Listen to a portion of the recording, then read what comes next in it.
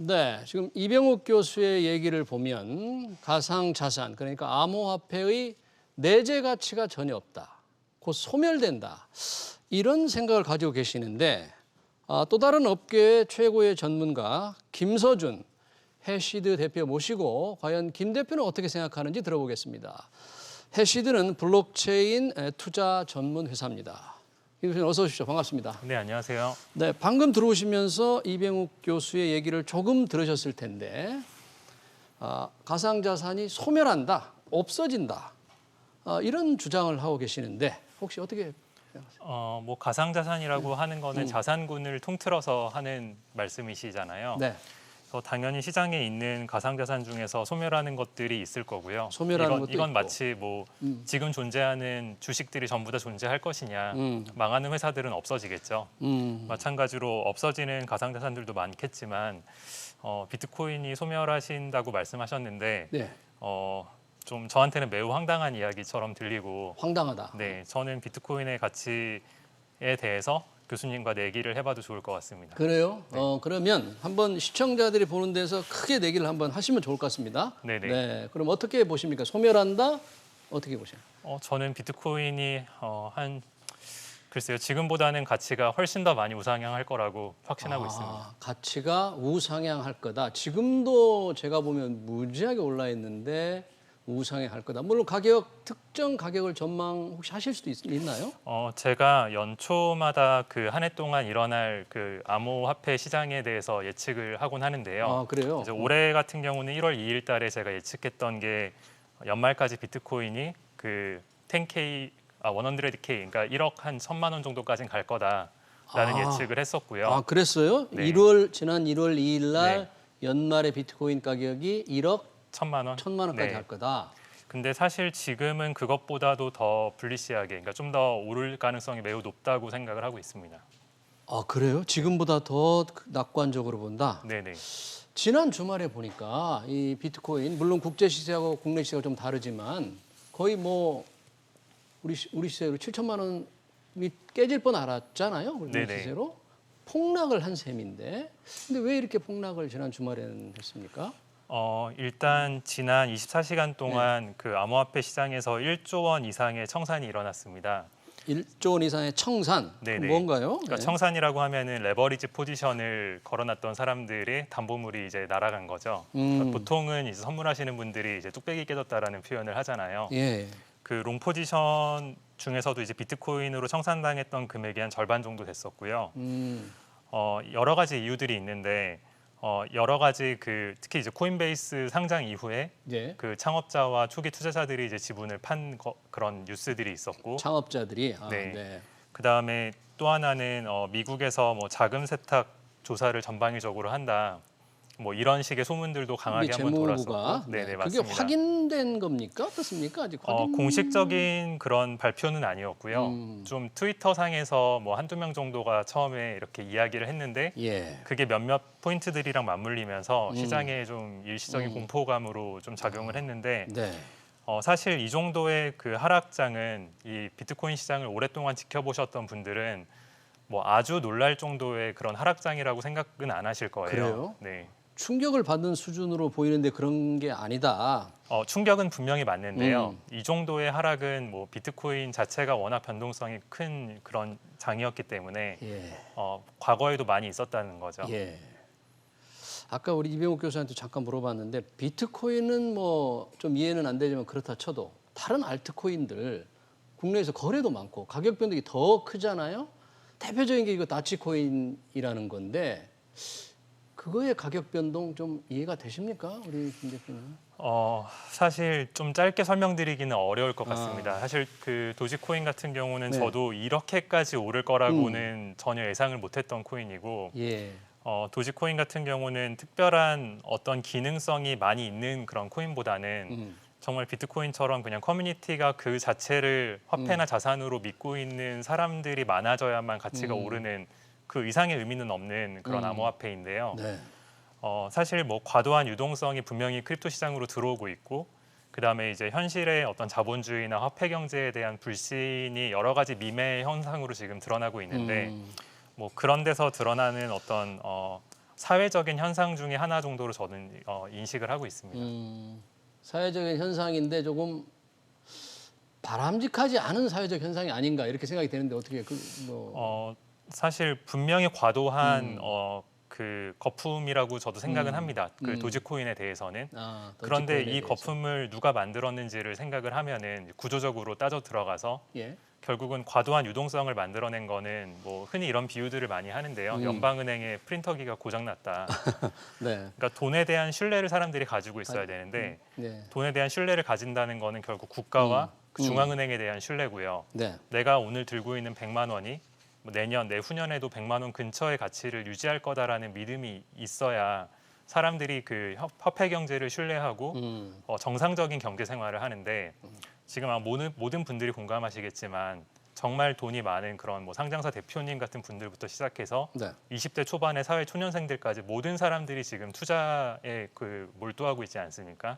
글쎄요. 현금을 들고 있으면 가난해진다라고 모두가 느끼고 있는 지금 사회가 되어버렸는데 그렇습니다. 네, 결국 이거는 뭐 특정 국가라기보다도 전반적인 그런 국가들과 중앙은행들의 어떤 정책들이 여러 가지 사회 문제가 있을 때 돈을 그냥 더 풀어버리는 것으로 이걸 쉽게 계속 해결을 해왔고 그게 지금 그 지나치게 가속화가 되다 보니까 지금 결국은 아직까지는 전반적인 물가 인플레이션이 발생하지는 않았지만 네. 특히 자산 시장에서 특히 한정된 자산들 중에서 가치를 보존할 수 있는 것들이 있지 않습니까? 네, 뭐 네. 대표적으로는 부동산이라든지 그렇죠. 부동산 중에서도 사실은 굉장히 목 좋은 지역에 있는 부동산 네. 아니면은 그 굉장히 성장 가능성이 높고 미래지향적으로 생각하는 그런 테크 회사의 주식들. 네. 그다음에 또 하나 대표적인 게 수량이 한정되어 있다고 사람들이 이제 믿기 시작한 가상자산들 이런 데로 이제 그 과도한 유동성들이 들어가면서 뭐 이런 여러 가지 문제점이라면 문제점들이 생기고 있는데 그 원인을 결국 제공한 거는 네. 결국 중앙은행의 경제정책 실패에서 비롯됐다라고 생각을 합니다. 지금 아주 중요한 말씀을 하셨는데 만약에 그렇다면 중앙은행에서 이제 어느 정도 경제가 좋아진다면 이제 통화를 또 환수를 해야 되잖아요. 그런 방향으로 이 정책이 바뀐다면 전반적으로 가상자산 시장에 조금은 악재로 작용을 하겠네요. 분명히 그런 부분은 있을 겁니다. 근데 그 실제로 지금 미국의 통화 발행량을 계속 그 차트를 보시면 예. 금융위기 때마다 발행량은 늘렸는데 그러면 금융위기가 끝난 이후에 그거를 수축했던 적이 있냐? 사실 실제로 이제 M2money라고 하죠. 소비자들 대상으로 풀렸던 그 유동적인 자금 자체가 굉장히 긴축됐던 적은 없습니다. 계속 더 발행만 되고 발행량이 늘어나는 속도가 줄어드는 정도의 의미이지 예. 그게 실질적으로 그러니까 더 늘어날 거라고 예측하던 것들이 줄어든 정도지 예. 실제로 자금을 막 굉장히 회수하면서 시장에 충격을 주는 상황은 저는 쉽게 예측하기는 어렵고요. 아, 그렇게. 네. 근데 사실은 그런 현상이 일어날 때는 뭐 비단 암호화폐뿐만이 아니라 여러 가지 이제 주식시장이나 자산시장에도 큰 충격이 있겠죠. 동시에 뭐 비트코인 가상 자산 시장만 충격을 받겠느냐, 전체적인 자산 시장에 충격을 받을 수 있다는 맞습니다. 얘기잖아요. 그 도지코인도 그렇지만 또 하나 조금 이해가 안 되는 게 코인 예금, 스테이킹 좀 설명이 어려운데 이건 도대체 어떤 논리로 어떤 근거로 이런 예금들이 이렇게 늘어나고 뭐 7천억 원에 육박했다고 그러는데 이거 코인 사기 아닙니까? 그런 건 아닙니까? 분명히 그런 와중에 사기를 하는 업체들도 있긴 있는데요. 기본적으로 이제 이것도 블록체인마다 종류는 다르지만 그 블록체인에서 그 비트코인처럼 작업 증명이라고 하죠. 예. 그 채굴자들이 그 전기와 컴퓨팅을 사용하면서 보안성을 높이는 방식으로 블록을 생성하는 방식의 코인이 있는 반면에 예. 그 지분 증명이라 그래서 그 사용자들이 가지고 있는 그 암호화폐 자체를 스테이킹을 해놓고 예치를 네네, 하고 맞습니다. 그거를 담보물로 삼아서 그 안정적으로 우리들이 이제 자기들의 지분을 스테이킹을 해놨기 때문에 이 스테이킹을 해놓은 사람들은 네트워크에 그 해악을 끼칠 가능성이 줄어드는 거죠. 그 잘못을 할 경우에는 스테이킹해놓은 금액이 날아가는 식으로 알고리즘이 설계가 되어 있거든요.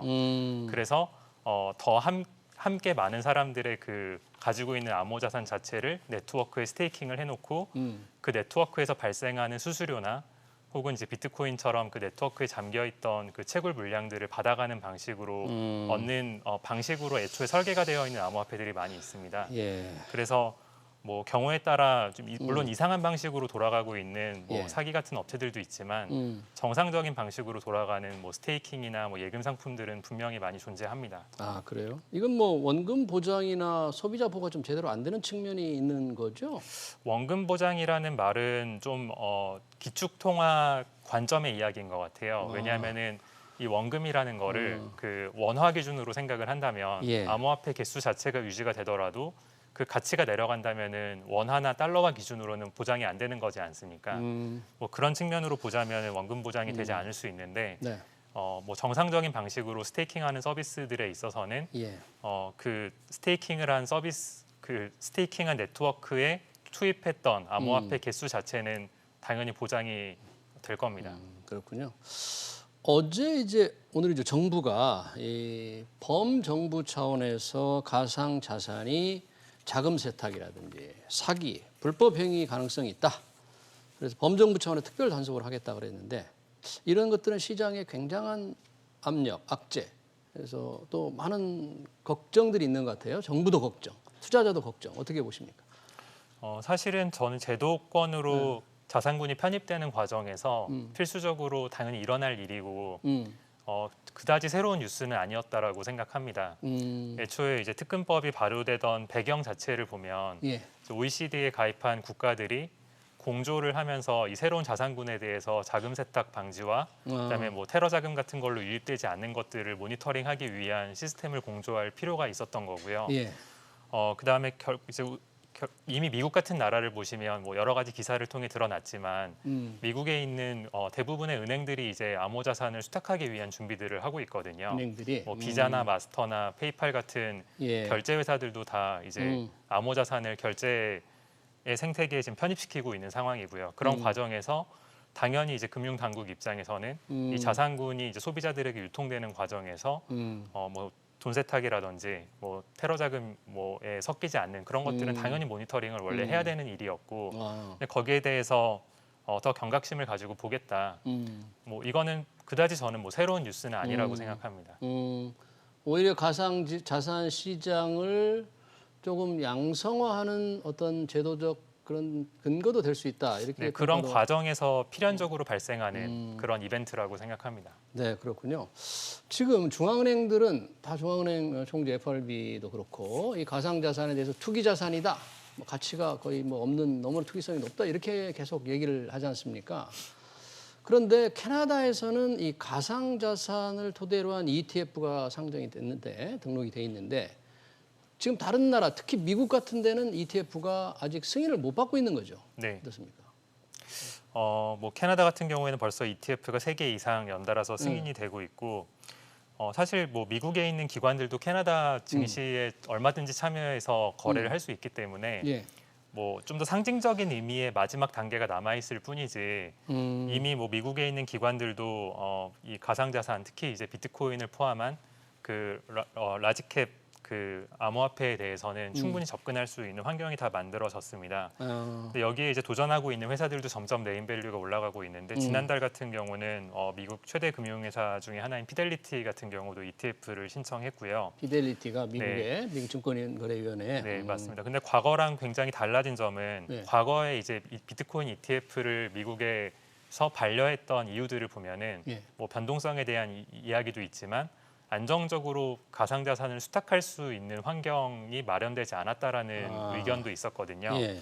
근데 그런 부분에 있어서는 말씀드린 것처럼 이제 미국의 통화금융청이 신탁 업무를 할 수 있는 모든 미국의 은행들이 암호화폐 수탁을 할 수 있다는 의견서를 발표하기도 했고 또 이런 그 수탁 상품과 결합된 다양한 보험 상품들이 이미 출시가 되고 있고 예. 그래서 과거의 비트코인 ETF를 반려했던 것과는 지금 굉장히 생태계가 좀 달라지고 성숙되어 있는 상황이고요. 생태가 성숙되어 가고 있다. 네, 뭐 저는 올해 비트코인 ETF가 미국 시장에서도 승인될 가능성이 매우 높다고 생각을 그래요. 합니다. 미국에서 이 비트코인 ETF가 승인이 된다면 상당히 그 새로운 환경이라고 할 수 있을 텐데. 좀 정말 그 상징적으로 예. 네, 마지막 빗장이 더 열린 느낌이라고 생각을 하고 있고요. 사실 파월 그 연준의장이나 옐런 재무장관이 그 비트코인에 대해서 비판적인 발언을 한 것들이 국내에 좀 대대적으로 예. 보도가 됐었는데 사실 이 전체 컨텍스트를 보면 뭐 비난만 한 게 아니라 지금 우려 상황에 대해서도 얘기를 했고 이 가상자산 자체가 충분한 잠재력을 가지고 금융을 혁신할 수 있는 가능성이 있다라는 이야기도 동시에 했었거든요. 그랬습니까? 근데 그런 부분들이 좀 생략되고 국내에는 좀 우려의 발언들만 많이 노출이 됐는데 특히 이제 파월 의장이 했던 인터뷰 전체 전문을 보면은 비트코인을 뭐 원색적으로 비난하려고 했다기보다는 오히려 비트코인이 화폐보다 금에 가깝다라는 식으로 얘기를 한 그런 내용들이 보입니다. 그래서 비트코인은 뭐 디지털 금으로 생각한다라는 식의 얘기가 들어 있기도 하고요. 크립토 커런시라기보다는 그래서 크립토 에셋이라고 하는 가상 자산이라는 표현들을 더 많이 쓰고 조금 더 구체적인 표현을 보면은 vehicles for speculation이라는 표현을 썼는데 이 speculation이 막 투기적이라고 번역이 됐는데 그것뿐만이 아니라 원래 원유 같은 선물을 쓸 때도 원래 그런 표현들을 쓰거든요. 알겠습니다. 네. 그래서 좀 부정적인 의미가 너무 강조돼서 국내는 네, 강조됐다. 노출됐다고 생각을 합니다. 알겠습니다. 네, 시간 관계상 여기서 그쳐야 될 것 같습니다. 네. 블록체인 기술 암호화폐에 대해서 잘 들었습니다. 김서준 해시드 대표였습니다. 네, 고맙습니다. 감사합니다. 네.